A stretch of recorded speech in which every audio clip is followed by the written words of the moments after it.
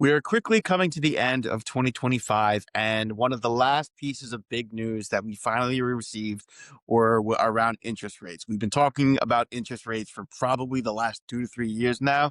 It has been a heavy topic of conversation, and the Fed actually just completed their final rate cut for 2025. They did only lower rates by 0.25%, so 25 basis points. So a pretty modest interest rate cut, which was mostly expected by analysts and investors across the United States. And really, their rationale for lowering rates is they have started to see inflation cool off. But what is that going to look like for 2026? I think a lot of people are now saying, okay, we've basically wrapped up 2025 at this point.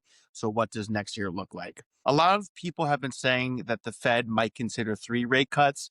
And I think that narrative is changing somewhat. I think it's more unlikely that 3 rate cuts will actually happen. I think we can expect maybe two.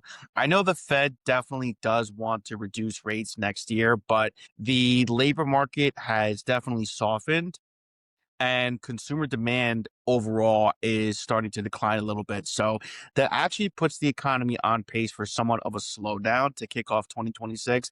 Again, this is not bad news at all. This is not saying we're leading into a recession or we're in a recession. It's just that the economy itself is cooling off, which we have been anticipating for many months now, which again is just a part of normal economic cycles. So if the economy continues to cool off, which is very, very likely, and we do see more of a slowdown in early 2026, then I think that will delay the Fed's decision somewhat. I still think that they want to cut rates definitely once, probably 2 times, but I think 3 times is pretty unlikely at this point.